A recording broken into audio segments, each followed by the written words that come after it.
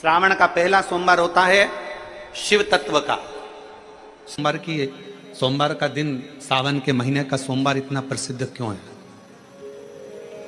श्रावण के महीने के सोमवार का इतना महत्व क्यों होता है?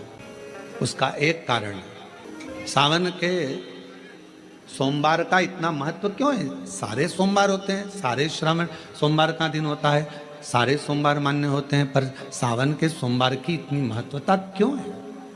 किस लिए? और शायद हमको लगता है कि जितने भी आस्था चैनल पर कथा सुन रहे हैं, जितने फेसबुक यूट्यूब पर कथा सुन रहे हैं, जितने जितने अपने अपने मोबाइल पर सोशल मीडिया में कथा सुन रहे हैं, हमारे को लगता है कि उनको भी नहीं मालूम होगा कि सावन के सोमवार की इतनी महत्वता क्यों है। किस लिए सावन के सोमवार की महत्वता? इसलिए है कि भगवान देवादिदेव महादेव का विवाह ख्याति देवी लक्ष्मी जी से करना चाहती थी, पर माता लक्ष्मी ने, भगवान शिव ने माता लक्ष्मी का चेहरा देखा, पढ़ लिया कि ये तो भगवान नारायण के स्नेह है, और भगवान नारायण लक्ष्मी जी से विवाह करना चाहते।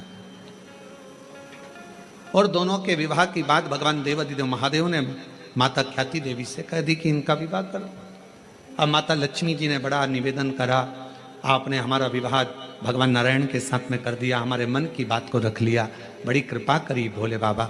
मेरा मन है मैं आपके चरणों की सेवा करूं, मुझे कोई सेवा आपकी बताओ। शिव मंदिर में कभी भी जाकर पंडित जी से मत पूछना कि यहां की कोई सेवा मुझे बताओ।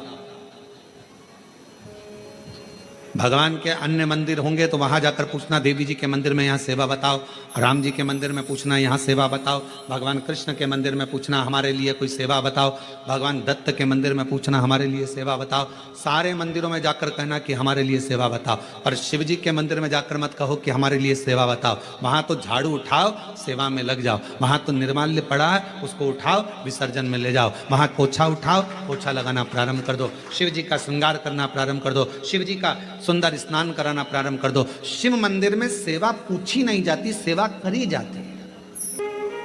वहां सेवा करना पड़ती है। एक राज सिंहासन पर बैठने पर, एक कुर्सी पर बैठने पर, एक पद पर बैठने पर आपका कर्तव्य है कि आप बीच राह में से निकल कर जा रहे हैं, राज्य में से निकल कर जा रहे हैं, कोई दुखी आपको दिख रहा है, कोई गलत कार्य हो रहा है, आप अच्छे सिंहासन पर बैठे हैं, पद पर बैठे हैं, कुर्सी पर बैठे हैं, प्रतिष्ठा में बैठे हैं, आपकी बात दुनिया मानती है, तो आप उस गलत चीज को, गलत काम को हटाकर कुछ अच्छा कर सकते हो। आपको करना है, आप सेवा के लिए तत्पर रहे। यहाँ चुनाव होते हैं, जम के तो बोलो, पार्षद बनते हैं, जम के बोलो, बनते हैं, अध्यक्ष बनते हैं, उपाध्यक्ष बनते हैं, सचिव बनते हैं, सारे पद दिए जाते हैं। एक विधायक का भी पद दिया जाता है, सांसद का भी पद दिया जाता है, अध्यक्ष का भी पद दिया जाता है, पार्षद का भी पद दिया जाता है, सरपंच का भी पद दिया जाता है। और ये पद केवल एक जगह पर नहीं, पूरी दुनिया में दिए जाते हैं। क्यों दिए जाते हैं? पार्षद जिस वार्ड का पार्षद होता है, जिस क्षेत्र का पार्षद होता है, उस क्षेत्र के पार्षद को, उस क्षेत्र के लोगों को बोलना ना पड़े कि पार्षद साहब हमारी ये नाली की प्रॉब्लम है, हमारी रोड की प्रॉब्लम है, हमारी ये प्रॉब्लम है। पार्षद उसी क्षेत्र का है, उसी कॉलोनी का है, उसी सोसाइटी का है। वो वहाँ घूमे और घूमने के बाद वो देखे कि मुझे सेवा का मौका कहाँ मिलेगा, मैं कहाँ सेवा करूँ, मैं ये नाली बनवा दूँ कि रोड बनवा दूँ कि मुझे ये करना है। वहाँ कहना नहीं पड़े, शंकर के मंदिर में कहना ना पड़े कि तुम्हें ये करना है। शिव मंदिर में जाकर कभी नहीं पूछना कि मुझे सेवा क्या करना। शिव मंदिर में तो जाकर सेवा का क्रम करो। अब लक्ष्मी जी पूछ रही हैं भोले बाबा से, आप मुझे बताओ, मैं आपकी सेवा में लगना चाहता हूं। शिव जी ने कहा कि मैं क्या सेवा बताऊं, आप जाओ भगवान नारायण की सेवा करो। पर लक्ष्मी जी ने सोचा कि देवादिदेव महादेव मुझे सेवा नहीं बता रहे हैं। सावन का महीना था, सोमवार का दिन था। माता लक्ष्मी पूरे सावन के महीने में शिवालय में जाती, शंकर जी के कैलाश पर्वत पर जाकर खूब सेवा करती। खूब प्रथम सोमवारी निकल गई, द्वितीय सोमवारी निकल गई, तृतीय निकल गई, चतुर्थ आ गई। सोमवारियां निकलती चली गई। सावन का आखिरी सोमवार, देवादिदेव महादेव प्रसन्न हो गए। लक्ष्मी को बुलाया, हे लक्ष्मी, पूरी दुनिया में केवल महासंबोधन मेरे नाम के आगे लगा है, लोग मुझे देवादिदेव महादेव कहते हैं। सारी पुराणों को केवल पुराण कहा जाएगा, पर शंकर की पुराण को भी महासंबोधन से संबोधित किया जाएगा, शिव महापुराण। लक्ष्मी, मुझसे जो जुड़ा हुआ है, मेरे नाम के आगे महासंबोधन लगा हुआ है, लोग मुझे महादेव कहते हैं। पर लक्ष्मी, तूने पूरे श्रावण के महीने में मेरी सेवा करी है, और आज सोमवारी के दिन तूने मेरी अविरल भक्ति को धारण करा है। बिना पूछे सेवा में, बिना दिखावे के तल्लीनता से सेवा करी है। मैं अपना महासंबोधन दुनिया में किसी को नहीं देता, आज तुझे दे रहा हूं।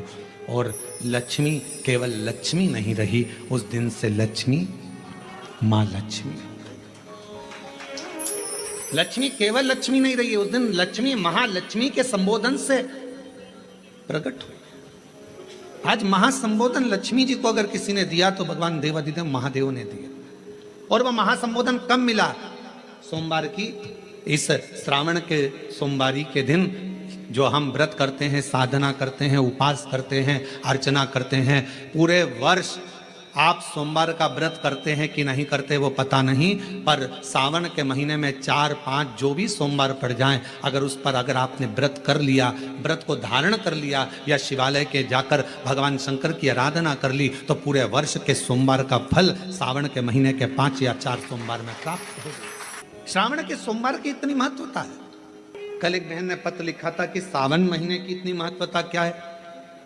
हमने शिव महापुराण के अंदर पढ़ा तो ऐसा सावन महीने का ज्यादा लेख शिव महापुराण के अंतर्गत नहीं मिला।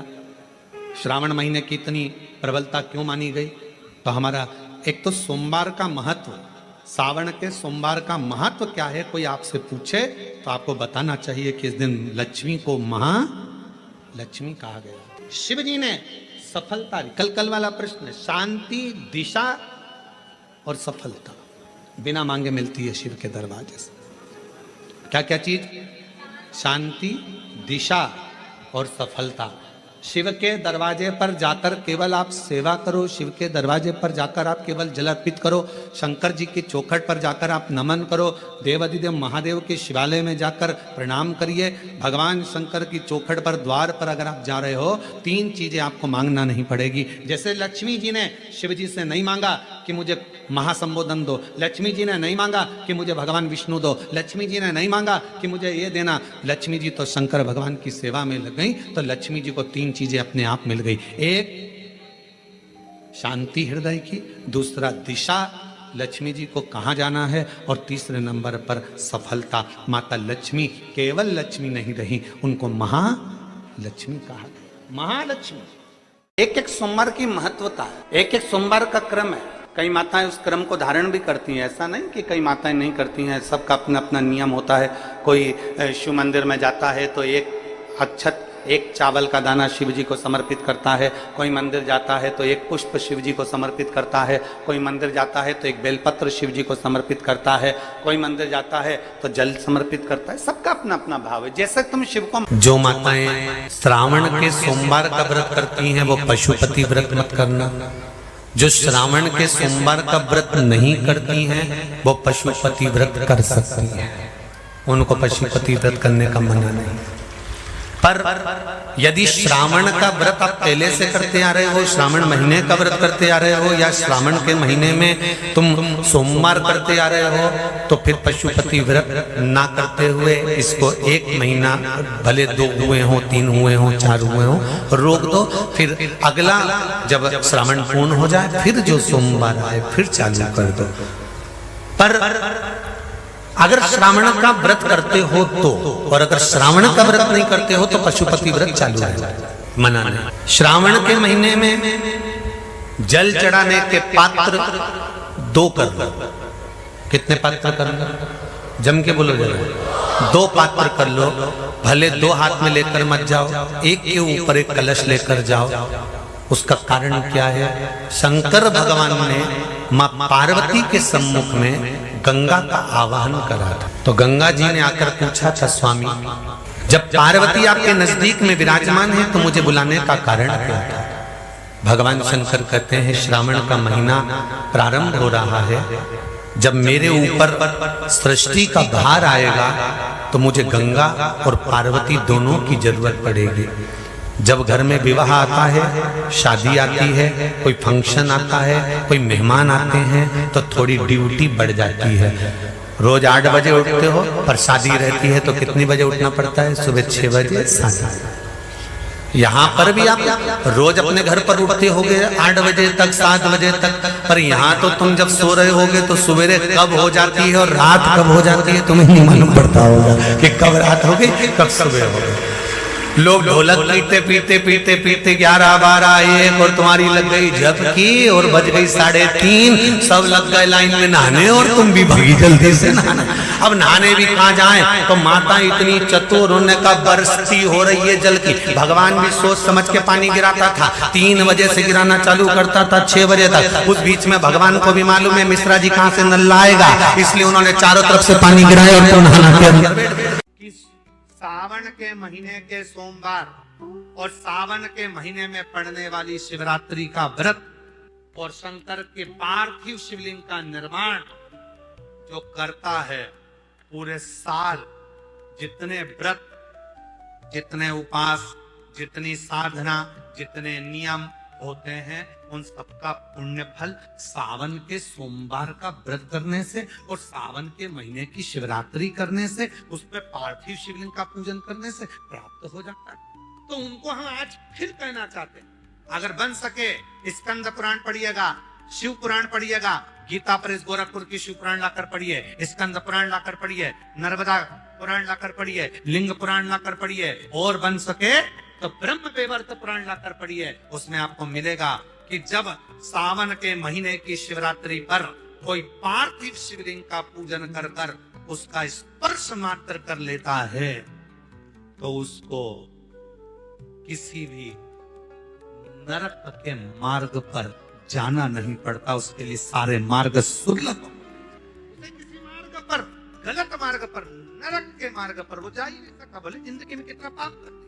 तांबे का जो लोटा होता है, तांबे का जो बर्तन होता है, तांबे का जो लोटा होता है जिससे अपन शंकर जी को जल चढ़ाते हैं, शिव महापुराण की कथा कहती है अगर तांबे में आपके घर के जल को भी आप तांबे के लोटे में भरकर शंकर जी को चढ़ा रहे हो तो तुम्हें हरिद्वार से गंगा जल लाने की जरूरत नहीं है, तांबे के लोटे में भरा हुआ जल ही गंगा जल बन जाता है। तांबे के पात्र में अगर जल भरा हुआ है, क्यों कहा कि मंदिर का जल नहीं, अपने घर से जल लेकर जाए, अपने घर से, क्योंकि दुविधा कहां पर है? घर पर। दुख कहां पर है? घर पर। कष्ट कहां पर है? घर पर। बीमारी कहां पर है? घर पर। तकलीफें कहां पर है? घर पर।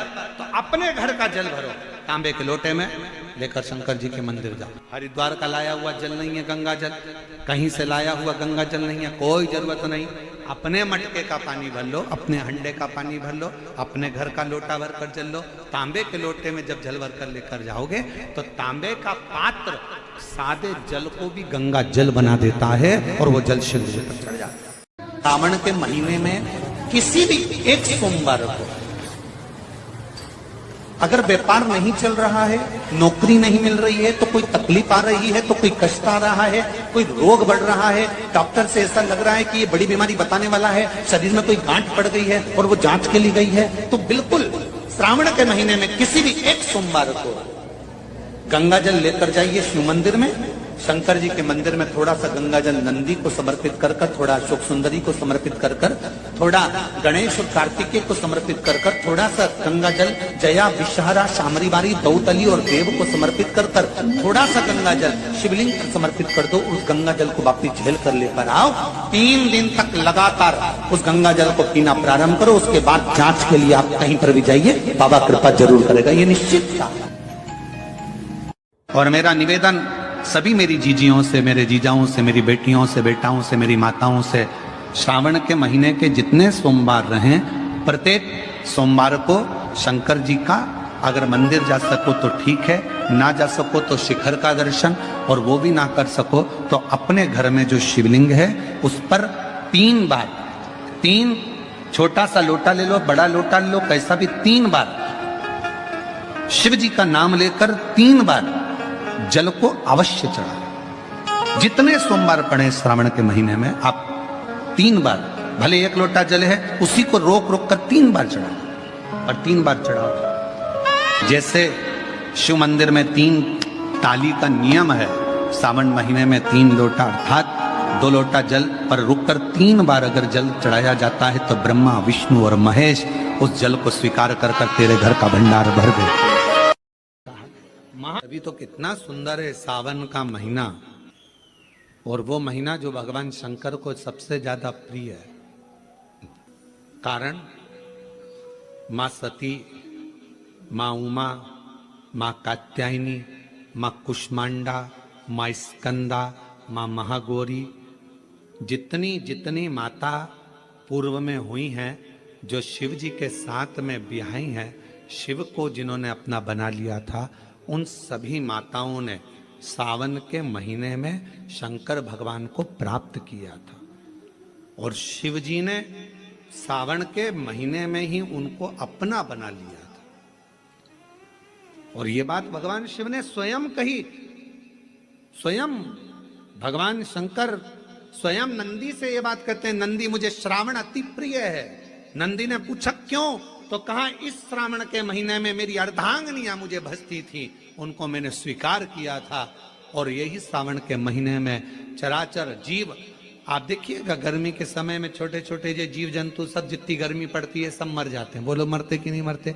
अभी बारिश चालू हो गई, बारिश चालू हो गई तो तुम्हारे घर में ऐसे बारीक बारीक नए नए डिजाइन के कीड़े मिलेंगे। घर में घुस जाते हैं तो शिव महापुराण की कथा कहती है चराचर अचर जीव जंतु पशु पक्षी सबको मालूम है सावन का महीना चल रहा है, हमारे बाबा का महीना चल रहा है जो करुणा करने वाले, ये उनको भी ज्ञान है। उसको पशुपति नाथ कहते हैं, उसको भी मालूम है। अब जरा विचार करिए, जिस चींटे में कभी पर नहीं आते वो चींटे में सावन में पर आ जाते हैं। जब चींटे को पर दे सकता है तो सावन में 1 लोटा जल चढ़ाने वाले को भी मेरा बाबा उड़ा तो सकता है, आगे बढ़ा तो सकता है, उन्नति की ओर ले जा तो सकता है।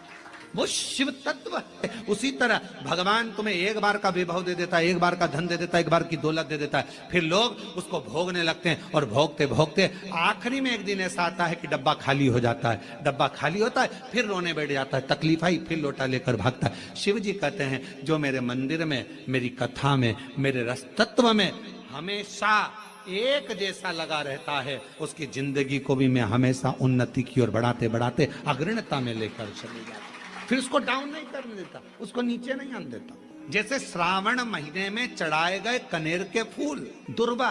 और हम सबसे कहेंगे, मान लो यदि कोई विशेष कोर्ट का केस चल रहा हो, कोई कोर्ट में कोई बातें चल रही हो, अदालत आदि में कोई कार्य